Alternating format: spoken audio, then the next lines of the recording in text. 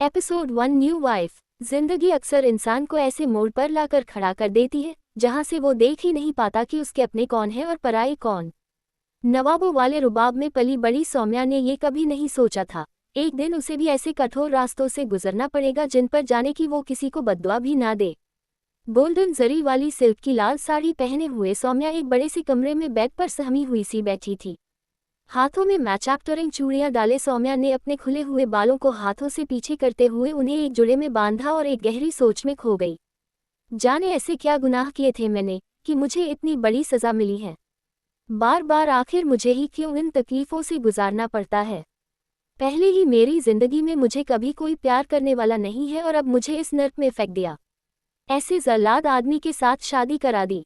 आखिर क्यों भगवान, क्यों? सौम्या अपने ख्यालों में खोई हुई थी कि शीला उसके कमरे में दाखिल हुई। शीला उस घर में काफी सालों से काम कर रही थी। सौम्या की तरफ देखकर शीला ने फोन पर कहा, ऋषित सर, वो लड़की रूम पर पहुंच गई है। स्पीकर पर होने के कारण उसके फोन से दूसरी तरफ की आवाज साफ सुनाई दे रही थी। ऋषित ने तीखे शब्दों में उसे इंस्ट्रक्शन दिया, गुड, तो उस चीज को मेरे लिए रेडी कर दो। और सुनो, ऋषित एक सेकंड के लिए रुका। कैसे रेडी करना है पता है ना? शीला मेड ने धीरे से जवाब दिया, जी सर। उद्धरण। ऋषित झट से बोला, गुड, तो कर दो रेडी। बस इतना बोलकर ऋषित मल्होत्रा ने अपनी ऑटोमेटिक व्हील चैप्टरेर का फॉरवर्ड बटन दबाया और फोन काट दिया। सौम्या ने मन ही मन कहा, चीज।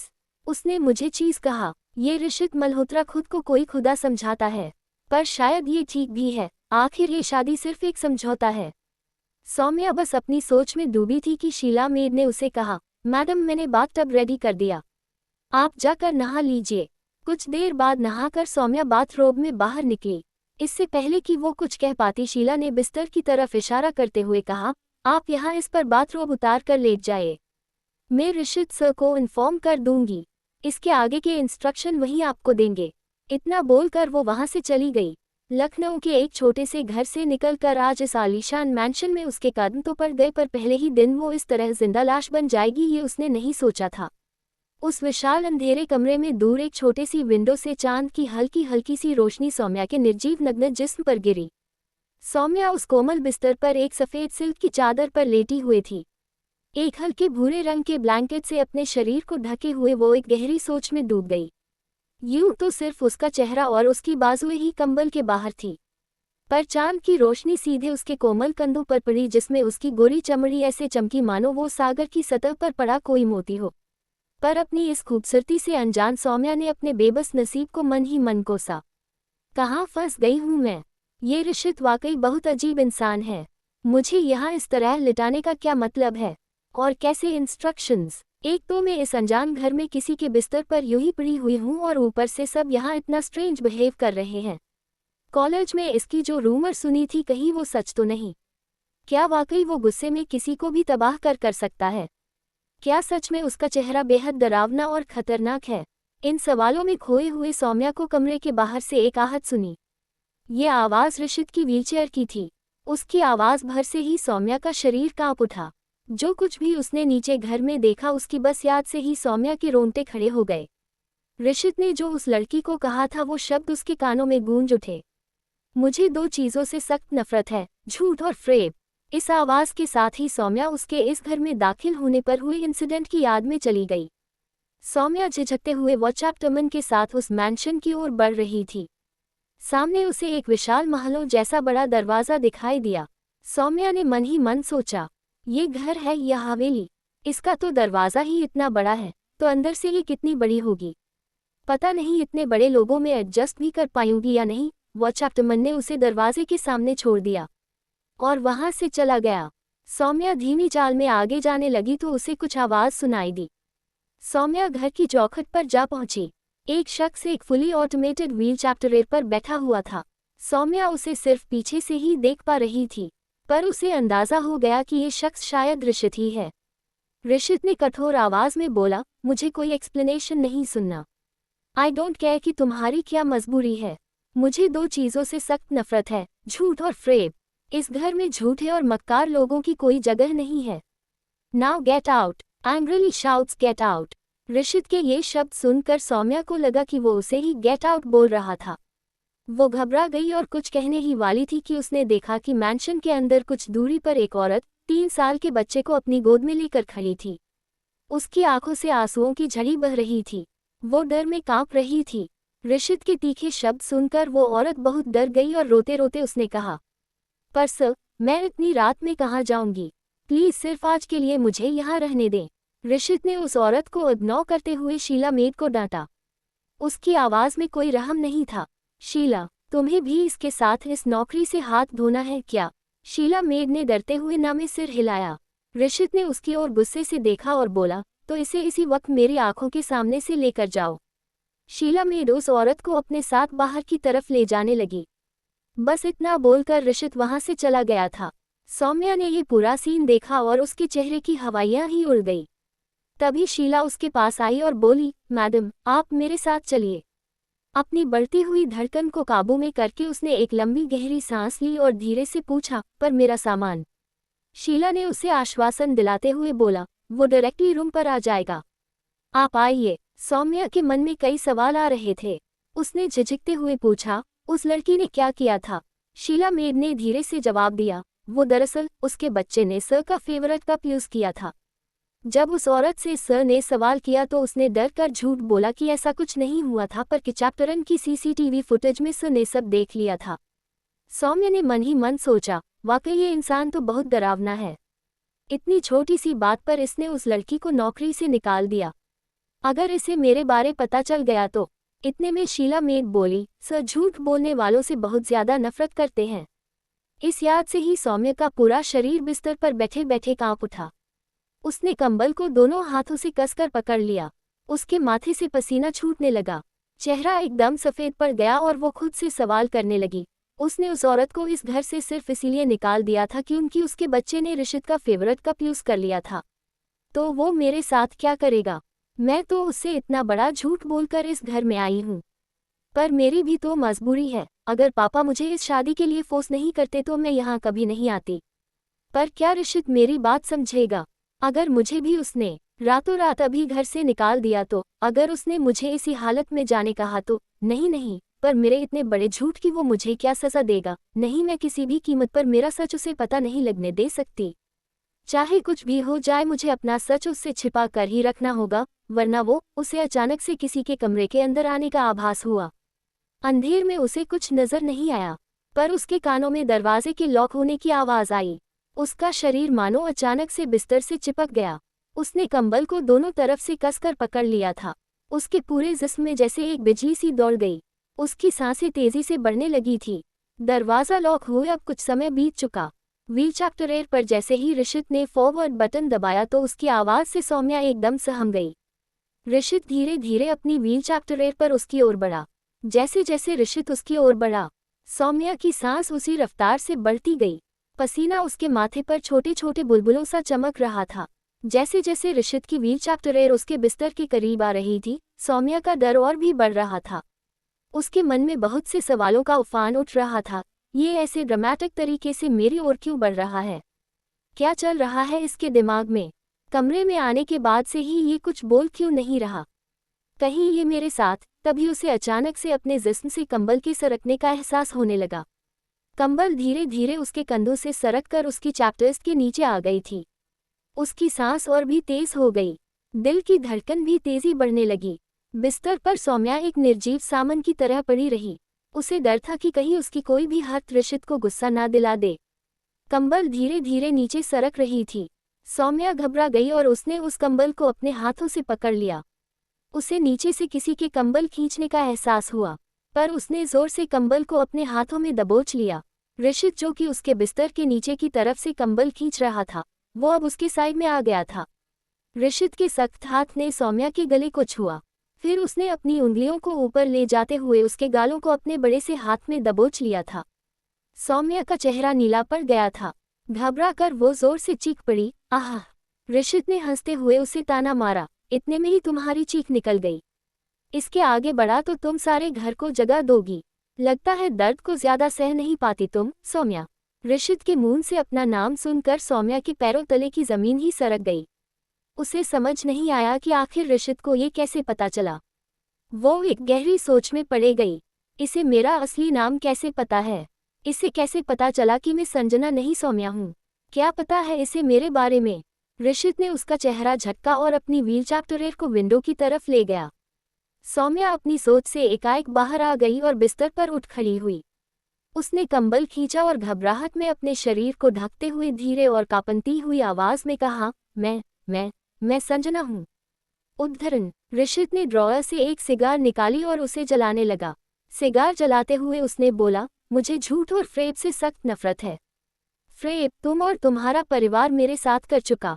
इससे पहले कि सौम्या कुछ रिएक्ट कर पाती, ऋषित ने अपनी सिगार का गश मारते हुए कहा, अब ये तुम डिसाइड करो कि तुम्हें झूठ बोलना है या सच, मिस सौम्या साहनी। सौम्या समझ गई कि ऋषित उसके झूठ से वाकिफ था, पर अब इस सिचुएशन को वो कैसे हैंडल करेगी ये उसे समझ नहीं आ रहा था। और तभी उसके मन के एक सवाल आ गया, यानी कि इसे पहले से ही पता थी कि मैं संजना नहीं सौम्या हूँ, तो इसने मुझसे ये शादी की ही क्यों? अब ये मेरे साथ क्या करेगा? बस सिर्फ इस ख्याल से ही सौम्या के शरीर में एक करंट सा दौड़ गया। सिगार के धुएं के बादल में से सौम्या को ऋषित के चेहरे पर एक शैतानी मुस्कान नजर आई। आखिर सौम्या ऋषित से क्यों झूठ बोल रही थी? ऋषित कौन से फ्रेब की बात कर रहा था? और क्या करेगा ऋषित सौम्या के साथ, वो सच जानकर? Episode 2 marriage offer. लॉकडाउन के चलते सौम्या के पिता का पुश्तैनी काम एकदम ठप पड़ गया। अपने बिजनेस को बचाने के लिए उन्होंने हर वो कदम उठाया जो एक आम इंसान उठा सकता है। उन्हें मार्केट से करोड़ों का कर्जा उठाना पड़ा, पर फिर भी वह अपना बिजनेस नहीं बचा पाए। उल्टा कर्जे पर लाखों का ब्याज बन गया था। इसी दौरान उनके पास मल्होत्रा परिवार से शादी का ऑफर आया। उन्होंने अपने बेटे ऋषित की शादी के लिए उनकी छोटी बेटी संजना का हाथ मांगा था। संजना एक बेहद होशियार और खूबसूरत लड़की थी। दोनों बहनों में सिर्फ 3 ही साल फर्क होने के कारण उनकी कद-काठी ज्यादा अलग नहीं लगती। पहले तो उनके पिता इस ऑफर को लेकर बहुत चिंतित हुए, पर अपनी आर्थिक स्थिति के चलते उन्हें कोई और उपाय सूझा नहीं। कर्जा चुकाने के लिए उन्हें धमकी भरे कॉल आने लगे थे। लेनदार उनके घर के नीचे आकर हंगामा करते। पूरे मोहल्ले में उनकी काफी बदनामी हुई थी। आखिरकार उनके सामने मल्होत्रा परिवार के ऑफर को एक्सेप्ट करने के सिवाय और कोई चारा नहीं बचा था। उन्होंने अपने परिवार के सामने इस ऑफर की बात की। इसकी जानकारी मिलते ही संजना वहां से रातों रात गायब हो गई थी। सौम्या के पिता ने मल्होत्रा परिवार को अपनी जुबान दे दी थी। ऐसे में अगर उन्हें सच पता चलता तो वो लोग इनका परिवार तबाह कर देते। इसीलिए उन्होंने सौम्या को गिड़गिड़ा कर ऋषित से शादी करने के लिए राजी किया। पर अब आगे उसके साथ क्या होने वाला है इसका तो सौम्या को भी कोई आइडिया नहीं। अब कमरे में एक तरफ ऋषित अपनी व्हीलचैप्टर पर बैठा आराम से सिगार पी रहा था। दूसरी तरफ सौम्या बिस्तर पर बैठी हुई सोच सोचकर कांप रही थी। उसने मन में कहा, मैंने तो मैरिज सर्टिफिकेट पर भी संजना के नाम से फेक साइन किए थे, तो इससे ये कैसे पता चला कि मैं? तभी ऋषित ने अपना गला साफ करते हुए कहा, मुझे ये कैसे पता चला कि तुम संजना नहीं सौम्या हो? यही सोच रही हो ना? तुम्हारे छोटे दिमाग में ये बात नहीं आएगी। बस इतना कहकर ऋषित ने अपनी पॉकेट से अपना मोबाइल फोन निकाला और उसे अनलॉक किया। फोन की स्क्रीन से आ रही ब्राइट लाइट में सौम्या को ऋषित का चेहरा दिखा। उसकी आंखें फटी की फटी रह गई। ऋषित के चेहरे पर एक अजीब सा तेज था। उसके गालों पर हल्की सी दाढ़ी थी पर वह प्रॉपर्ली ट्रिम थी। उसके नाक नक्शे एकदम तीखे थे, होंठ भरे हुए और उसका रंग एकदम साफ। सिगार का गश लगाता हुआ ऋषित जब उस फोन में कुछ ढूंढ रहा था तो सौम्या उसके गठीले शरीर को देख रही थी। सौम्या सोचने लगी, हाल कि मुझे इस इंसान से डरना चाहिए, पर मैं उल्टा इसकी हैंडसम पर्सनालिटी से इम्प्रेस हो रही। क्या ऐसा हो सकता है कि ऋषित शायद इतना भी बुरा इंसान ना हो जैसे मैंने सुना है? उसी वक्त ऋषित ने अपना फोन जोर से सौम्या की तरफ फेंका और वो उसके हाथ से टकराया। उसे चोट लगी और उसके मुंह से चीख निकल गई। आह! उसने मन में कहा, सही ही सुना था मैंने। देखने में ये जितना अच्छा है दिल का उतना ही खराब है। तभी ऋषित ने सौम्या को ऊंची आवाज में बोला, देखो इसमें, यही है ना तुम्हारी छोटी बहन संजना? उसकी एक एक जानकारी है इसमें। वह इस वक्त कहाँ है ये भी है इसमें। मुझे उसको वहां से यहाँ लाने में ज्यादा टाइम नहीं लगेगा। अब सच सच बताओ कि इसकी जगह तुम्हारी फैमिली ने मेरी शादी तुमसे क्यों की? मल्होत्रा फैमिली के बेटे ऋषित मल्होत्रा के साथ इतना बड़ा धोखा करने की हिम्मत कैसे की? बोलो। सौम्या जब उस फोन में देखने लगी तो उसे संजना की फोटोग्राफ दिखी थी। इससे पहले कि सौम्या फोन में कुछ भी और देखती, ऋषित ने उसके हाथ से अपना फोन छीनते हुए बोला, जैसे ही तुम इस घर में दाखिल हुई थी, मुझे पता चल गया था कि तुम संजना नहीं सौम्या हो। मैं ऋषित मल्होत्रा हूँ। किसी भी डील को साइन करने से पहले सामने वाले की पूरी जन्म कुंडली मेरे सामने होती है। ऋषित धीरे धीरे उसकी तरफ झुकने लगा और एक बार फिर उसने सौम्य का चेहरा अपने हाथ में दबोच लिया था। वह अपना मुंह उसके सामने लाया और अपनी तीखी नजरों से उसकी तरफ देखने लगा। सौम्या को उसकी आंखों में पता नहीं क्यों एक अलग सा तेज दिखाई दिया। उसके मन में एक सवाल आया, इसकी आंखों में वैसे ही तेज है जैसे कि पार्टी वाली रात उस अनजान आदमी की आंखों में था जिसके साथ वह सोच में डूबी हुई थी कि ऋषित की चुटकी की आवाज़ उसके कानों में पड़ी। वह अपने ख्यालों से बाहर निकली तो उसने देखा कि ऋषित भी उसकी आंखों में गौर से देख रहा था, पर शायद उसके इरादे कुछ और ही थे। उसने सिगार को अपने मुंह में लेकर अंदर खींचा और अपने मुंह से सिगार को हटाते हुए सौम्या के मुंह पर धुआं फूंका। सौम्या को जोर से खांसी आने लगी। इस पर ऋषित ने हंसते हुए कहा, धुएं से एलर्जी है ना तुम्हें? कहा था ना डील साइन करने से पहले सामने वाले की जन्म कुंडली मेरे पास होती है। और इतना कहते हुए उसने सौम्या का चेहरा जोर से पटक दिया। सौम्या का सिर बेड रेस्ट से जाकर टकराया और उसे चोट लग गई थी। एक बार फिर उसके मुंह से जोर की चीख निकल गई, आह! वह अपना सिर सहलाने लगी तो ऋषित ने उसे ताना मारते हुए कहा, कुछ ज्यादा ही नाजुक नहीं हो तुम, या फिर एक्टिंग अच्छी कर लेती हो? ऋषित की ओर देखते हुए सौम्या सोचने लगी, ऋषित की इस हद से ये तो साफ जाहिर होता है कि ये मुझसे नफरत करता है और मुझे ये भी यकीन हो गया है कि ये मुझे नुकसान पहुंचाने का कोई भी मौका नहीं चूकने देगा। सौम्या को एक स्टैचू के जैसे बैठा देख ऋषित का गुस्सा और भी बढ़ गया था। उसने उसका हाथ पकड़ के उसे बेड से खींचा। पतली दुबली सौम्या भारी भरकम काया वाले ऋषित के एक झटके से बेड से बाहर आ गई थी। अगर उसने एक हाथ से बेड की साइड टेबल को पकड़ा ना होता तो वो सीधा जमीन पर गिर जाती। दूसरे हाथ से ब्लैंकेट पकड़े हुए वह किसी तरह अपने शरीर को कवर करने की कोशिश करने लगी।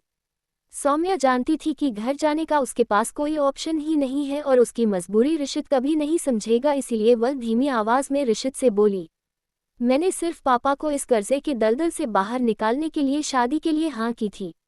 ये शादी हम दोनों के लिए ही सिर्फ एक कॉन्ट्रैक्ट है। इस बात से क्या फर्क पड़ता है कि तुम ये डील सौम्या साहनी के साथ साइन करो या संजना साहनी के साथ, आखिर दोनों ही साहनी परिवार की बेटियां हैं। सौम्या की ये बात सुनकर ऋषित जोर जोर से हंसने लग गया। वो अपनी व्हील चैप्टर उसकी तरफ बढ़ाते हुए बोला, अच्छा कोई फर्क नहीं पड़ता, दोनों सेम हैं। ऋषित की आंखों में खौफ देखकर सौम्या का शरीर ठंडा पड़ गया था। वो धीरे धीरे पीछे की तरफ जाने लगी थी। उसने अभी भी एक हाथ से कंबल पकड़े अपने शरीर को ढका हुआ था और दूसरे हाथ से बेड रेस्ट को पकड़ा हुआ था। ऋषित आगे बढ़ते हुए सौम्या को बोला, सोच लो एक बार फिर से, पक्का दोनों सेम हैं? कहीं अपनी बात से बाद में पलट तो नहीं जाओगी? जैसे जैसे सौम्या पीछे जा रही थी ऋषित उसकी तरफ बढ़ रहा था। सौम्या पीछे दीवार से टकरा गई। उसके पास इससे पीछे जाने का कोई स्कोप नहीं बचा था, पर ऋषित अब भी उसकी तरफ बढ़ता गया। सौम्या डरकर बोली, हाँ आखिर हम बहनें ही हैं। उसके एकदम करीब पहुंचकर अपनी व्हील चैप्टर से ऋषित ने उसे ब्लॉक कर दिया था। सौम्या खुद को उसकी कैद में फंसे किसी बेबस जानवर जैसा फील कर रही थी। फिर ऋषित ने सौम्या के डरे हुए चेहरे को देखा और उसे अपना मोबाइल फोन निकालकर उसमें एक तस्वीर दिखाए और बोला, सार्कास्टिक क्या हुआ? तुम्हारे चेहरे का तो रंग ही उड़ गया। तुम तो ऐसे शो कर रही हो जैसे इस फोटो को फर्स्ट टाइम देखा हो। ऋषित के फोन में अपनी और समीर की वेडिंग फोटो देखकर सौम्या ऐसे सुन्न पड़ गई मानो उसे सांप सूंघ गया था। ऋषित अपनी व्हील चैप्टर को और कसते हुए सौम्या को बहुत ही सार्कास्टिक सी आवाज में बोला, तुमने तो कहा था दोनों सेम हैं, तो क्या संजना भी तुम्हारे जैसे एक डिवोर्सी है? नहीं ना। Tone chapter angers to sudden anger, तो फिर दोनों सेम कैसे हुए? ऋषित की आंखों में उबलते हुए गुस्से को देख सौम्या की सांस ही रुक गई थी। उसका शरीर सुन्न पड़ गया और आंखें बंद होने लग गई जैसे कि उसे चक्कर आ रहा हो, और तभी ऋषित ने उसका हाथ पकड़कर जोर से दबाया। उसके हाथ से चूड़ी टूट गई और चटक कर उसकी कलाई पर लगी। इससे वो होश में तो आ गई, पर तभी ऋषित उसे चिल्लाकर बोला, जवाब क्यों नहीं देती अब? सेम कैसे हुए? बोलो। सौम्या ने ऋषित की बेरहम आंखों में देखा। उसे उनमें अपने लिए नफरत और सवालों के सिवाय कुछ नजर नहीं आया था। ऋषित उसकी कलहाई बेरहमी से मुड़ते हुए बोला, तुम्हारी फैमिली ने मुझे धोखा दिया है। झूठ से मुझे सख्त नफरत है। तुमने क्या सोचा कि तुम्हारी फैमिली तुम्हारी शादी मुझसे कर देगी और मैं एक्सेप्ट कर लूंगा? और फिर उसका हाथ झटक दिया। सौम्या का हाथ लाल पड़ गया था। एक तरफ ऋषित के तीखे सवाल सौम्या को किसी तीर से चुभ रहे थे और दूसरी तरफ उसके मन में अपने साथ हुए धोखे के जख्म ताज़ा हो रहे थे। ऋषित अब उसे बार बार एक ही बात पूछता रहा, चुप क्यों हो अब? बोलो सेम कैसे हुए? खींचकर सौम्या बोल पड़ी, हाँ नहीं ये सेम, न कभी थे और कभी होंगे। पता है क्यों? क्योंकि उसके पास उसकी माँ है, जो मेरे पास नहीं है। उसकी यह बात सुनकर ऋषित भी एक पल के लिए थोड़ा पीछे हो गया।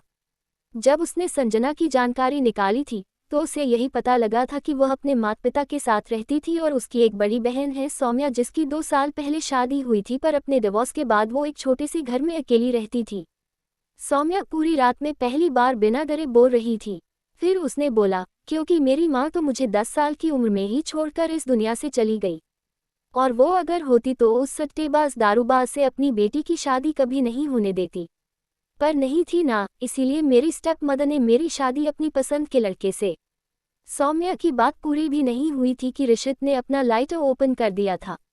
उसकी आवाज़ सुनकर सौम्या एकदम से चुप हो गई। अपनी सिगार को दोबारा जलाते हुए ऋषित बोला, मैं यहाँ तुम्हारी लाइफ की ट्रैजिक स्टोरी सुनने नहीं बैठा। ये तुम्हारा जो सिंड्रेला कॉम्प्लेक्स है ना, इसे अपने पास ही रखो। उसने सिगार का गश लेते हुए आगे कहा, तुम्हारी शादी किससे हुई, क्यों हुई, किसने की, इन सब से मुझे कोई लेना देना नहीं है। पॉइंटर्स कि तुम पहले भी किसी और के साथ। ऋषित ने सौम्या की शरीर की तरफ इशारा करते हुए कहा, ऐसे बोलते हुए ऋषित के चेहरे पर एक बनावटी हंसी आ गई। सौम्या ऋषित की इस बात से काफी एम्बैरस हो गई थी। वो आगे झुका और जानबूझकर सौम्या के मुंह पर धुआं छोड़ते हुए बोला, और ऋषित मल्होत्रा सेकंड हैंड चीजों में डील नहीं करता। तो ये मेरी तुम्हें लास्ट वार्निंग है। अपना सम्मान उठाओ और इस घर से निकल जाओ, वरना तुम्हें यहाँ से फेंकने के लिए मेरे पास और भी तरीके हैं। अब सौम्या क्या करेगी? ऋषित को उसके पहली शादी के बारे में कैसे पता चला? अब यहाँ कैसे रुक पाएगी सौम्या? इन सब सवालों के जवाब अगर आप जानते हैं